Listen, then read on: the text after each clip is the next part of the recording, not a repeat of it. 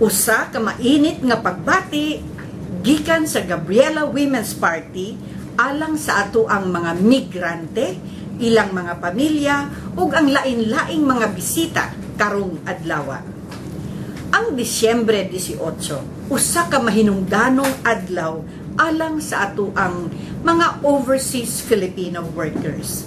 Ang December 18 gideklara sa United Nations isip adlaw nga maghinumdum gyud kita sa atong mga bag-ong bayani, usa ka termino nga gigamit sa paghinumdum sa ato ang mga kaigsuunan nga nigawa sa atong nasod aron mangita og panarbahuan makatabang sa ilahang mga pamilya.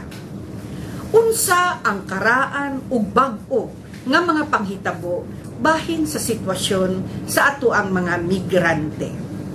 Dugay na nga panahon nagahisgot kita bahin sa sitwasyon, mga problema, mga hagit nga ginaatubang sa ato ang mga kaigsuunan nga nanggawas ni adto sa lain-laing parte sa kalibutan. Unsa ang mga karaan nga termino o panghitabo referring to our migrant workers? For example, in the past, in the olden ways, we called them OCWs, Overseas Contract Workers. Karon, ginatawag sila OFWs, Overseas Filipino Workers. Apan, walay kalainan sa sitwasyon. Kung kaniadto kasagaran nga nanggawas mga kalalakinan, karon mas daghan ang kababainhan.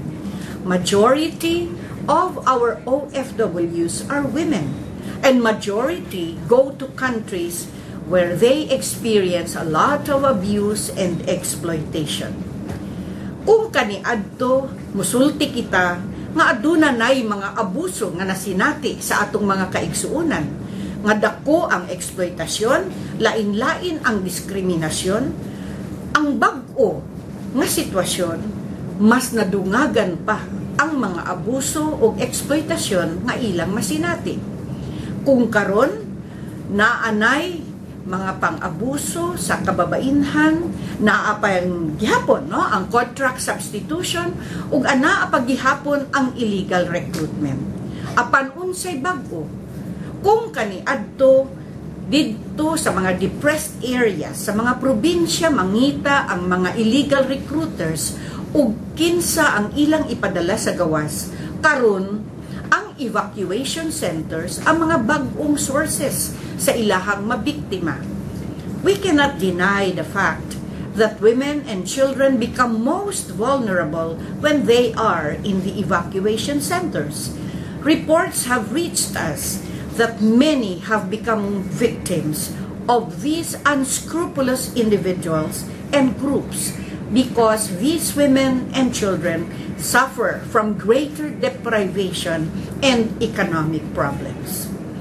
Kung kaniadto, naanay mga report nga daghang mga OFWs ang napriso, karon wala lang napriso, ginaputulan namang gani og ulo.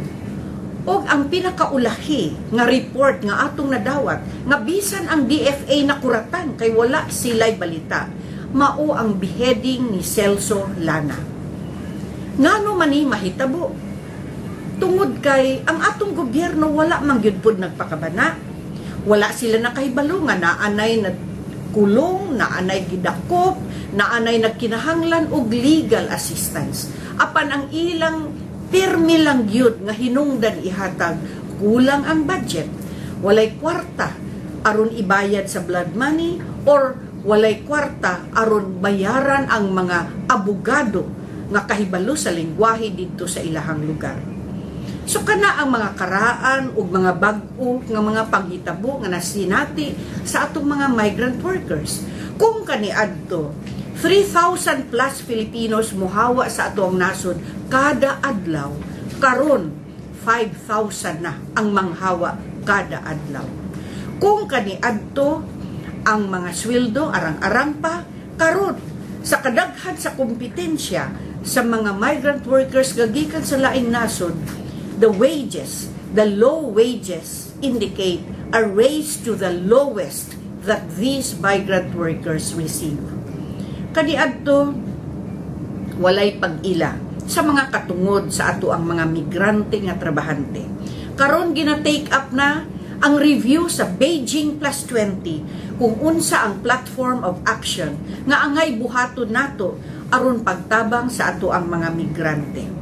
Dili malimod nga adunay katungod ang atong mga migrante, adunay katungod ang ilang mga pamilya. Taliwala sa social cost of migration, ang mga problema nga nasinati sa mga pamilya, kinahanglan at tubangon sa mga gobyerno nga maoy nakabenepisyo sa ilahang singot, dugo, sakripisyo. Kinahanglan yun ang mga gobyerno mutanaw unsaon pag-improve, unsaon pag-correct, pag-rectify sa mga problema nga nasinati sa mga migrant workers. Kami sa Gabriela Women's Party, wala mampod, nagpasagad, nga dili namo tagdon unsa na ang nahitabo sa mga migrante. For example, ang Gabriela Women's Party nag-file sa usa ka House Bill, number 3133, nga unta hatagan og 50,000 pesos nga grant, isip financial assistance sa mga distressed workers gikan sa gawas.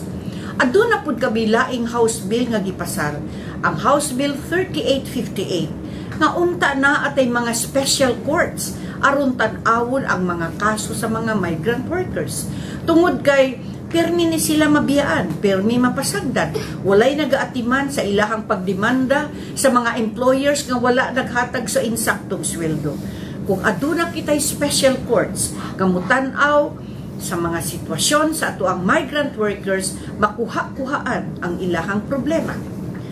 Ang pinakaulahi nga gi-file sa Gabriela Women's Party bahin sa pagpasayon sa pagkuha sa mga pasaporte o mga visa, mao ang pagpatukod sa usa ka bag-ong konsulada sa Alberta, Canada.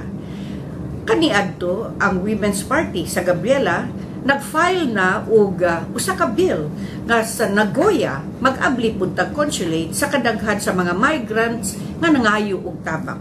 Karon sa Alberta, Canada, ug ang atong gobyerno nagsaad nga ilahang tan-awon kini apan as usual ang problema ang kwarta aron makaabli na og konsulada.